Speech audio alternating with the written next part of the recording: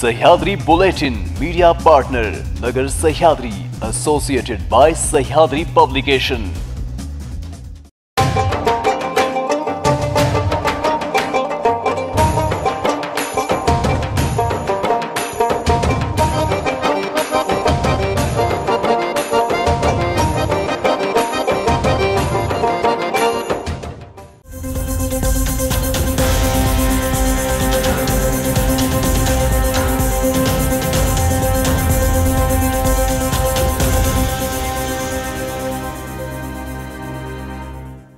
नमस्कार, मी स्नेहल। आपण पाहत आहात न्यूज 24 सह्याद्री। घेऊयात राज्यातील महत्त्वपूर्ण बातम्यांचा आढावा सह्याद्री बुलेटिन मध्ये। आज मकर संक्रांत, नवीन वर्षातील पहिला सण असल्याने पंढरपुरात श्री विठ्ठल रुक्मिणी मंदिरात तब्बल 25 प्रकारच्या फळभाज्या, तिळगुळ आणि विविध फुलांचा वापर करत अनोखी सजावट करण्यात आली आहे। श्री विठ्ठल रुक्मिणी मातेचा गाभारा, सोळखांबी, चरखंबी अशा मंदिराच्या विविध भागांना गाजर, मुळा, फ्लॉवर, कोबी, टोमॅटो, मेथी, पालक, शेपू, तांदूळसा अशा 25 प्रकारच्या भाज्या एकत्रित करून सजवल्या आहे। तर काही ठिकाणी तिळगुळ वापरून ही सजावट अधिकच सुंदर केले। या सजावटीमुळे श्री विठ्ठल रुक्मिणी मातेचे रूप अधिकच खुलून दिसत आहे। ज्या देवेंद्र फडणवीसांना अपमानित करून अर्धवट उपमुख्यमंत्री ठेवलं, त्यांना शिवसेनेचं राम मंदिरात योगदान काय हा प्रश्न विचारण्याचा अधिकार नाही, असं म्हणत संजय राऊतांनी टोला लगावलाय। ठाकरे कुटुंबियांची शिवसेना नेत्यांची सुरक्षा काढून घेतली आहे। त्यांना काही झालं तरी केंद्र सरकार जबाबदार असेल, मातोश्रीची जबाबदारी केंद्र सरकारची आहे, असं म्हणत संजय राऊत यांनी केंद्र सरकारवर टीका केली आहे। पुण्यातील कुख्या गुंड गँगस्टर शरद मोहोळ दिवसाढवळ्या झालेल्या खून प्रकरणात वेगळे वळण मिळण्याची शक्यता आहे।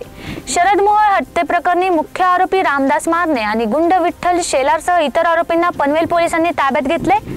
पनवेल पोलिसांनी सर्व आरोपींना पुणे पोलिसांच्या ताब्यात दिले। शरद मोहोळच्या हत्येचा कट रचण्यात रामदास मारणे आणि गुंड विठ्ठल शेलारची मुख्य भूमिका आहे।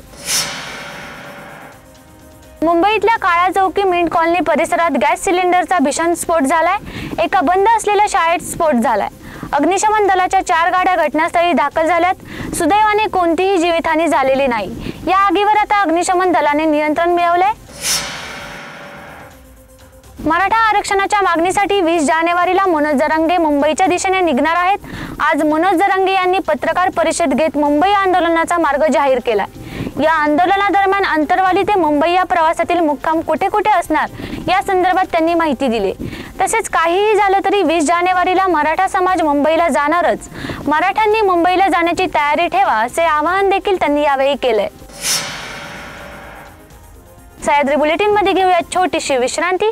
रोखोक पत्रकारिता, निर्भीड बाणा आणि कणखर भूमिका, महाराष्ट्राचा सखा, सत्याचा पाठीराखा, शब्दांचं सामर्थ्य, विश्वसनीयतेची उंची, न्यूज 24 सह्याद्री। विश्रांतीनंतर तुमचं पुन्हा एकदा स्वागत। पाहूयात पुढील बातम्या। मातोश्रीवर हल्ला करण्याची धमकी देणारे कोणते तरुण होते, काय होते हे मला माहित आहे। आमच्याकडे सगळी माहिती आहे। राम मंदिर उडून देण्याची भाषा करणारे विश्व हिंदू परिषदेचे कार्यकर्ते होते। त्यांनी मुस्लिम नाव घेतलं। या देशामध्ये लोकसभा निवडणुकीपूर्वी धार्मिक तेढ निर्माण करून निवडणुका जिंकायचे हे भारतीय जनता पक्षाचे षडयंत्र आहे, असा आरोप ठाकरे गटाचे शिवसेनेचे खासदार संजय राऊत यांनी केलाय। उद्धव ठाकरे यांच्या घराबाहेर मोठं कांड होणार असा फोन अज्ञात व्यक्तीने महाराष्ट्र पोलिसांना केलाय। शिवसेना ठाकरे गटाचे पक्षप्रमुख उद्धव ठाकरे यांच्या मातोश्री या घराबाहेर मोठं कांड करणार आहेत असा फोन अज्ञात व्यक्तीचा महाराष्ट्र पोलीस नियंत्रण कक्षाला गेलाय। राज्यात विविध घडामोडी घडत आहेत। लोकसभा निवडणुका तोंडावर आहेत। अयोध्येत राम मंदिराचं उद्घाटन होणार आहे। या पार्श्वभूमीवर उद्धव ठाकरे यांच्या घराबाहेर कांड होण्याचा फोन येणं अत्यंत गंभीर आहे। सरकारी नोकरी मिळणं हे अनेकांसाठी स्वप्न असते। अनेक तरुण तरुणी त्यासाठी प्रयत्न करत असतात। मात्र काही भामटे याच संधीचा फायदा घेऊन सरकारी नोकरीच्या शोधात असलेल्या तरुणांची आर्थिक फसवणूक करतात। असाच एक धक्कादायक प्रकार विद्येचे माहेरघर समजल्या जाणाऱ्या पुण्यात घडलाय। पुणे महापालिका, रेल्वे आणि सरकारी बँकेत नोकरी लावण्याचे आमिष दाखवत त्या बहाण्याने एका इसमाची तब्बल 8.5 लाख रुपयांची फसवणूक करण्यात आली। या आर्थिक फसवणुकी प्रकरणी शहरातील दाम्पत्याविरोधात चतुर्शंगी पोलिसांनी गुन्हा दाखल केलाय। जहांगीर सत्तार शेख असे फिर्यादीचे नाव आहे। परभणीच्या पोखर्णी पाथरी महामार्गावर भीषण अपघात झालाय। सोनपेठ येथील पोलीस उपनिरीक्षक यांच्या दुचाकी आणि स्कॉर्पिओची समोरासमोर धडक झाली।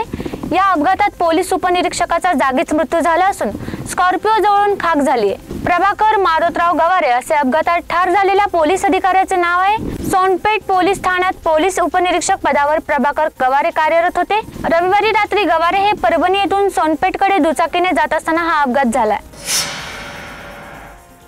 आमदार बच्चू कडू यांनी आज अंतरवाली सराटीत उपोषणाला बसलेल्या मनोज जरांगे यांची भेट घेतली। बच्चू कडू यांनी जरांगे यांना एक कागदाची प्रत दिल्याचे समोर आले। याआधी बच्चू कडू यांनी जरांगे यांची भेट घेतली होती।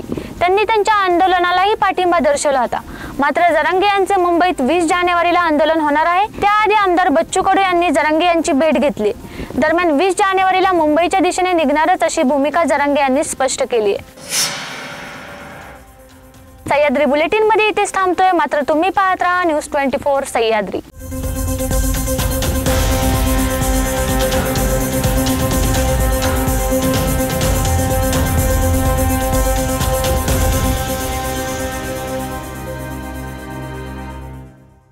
शब्दांचं सामर्थ्य, विश्वसनीयतेची उंची, न्यूज 24 सह्याद्री।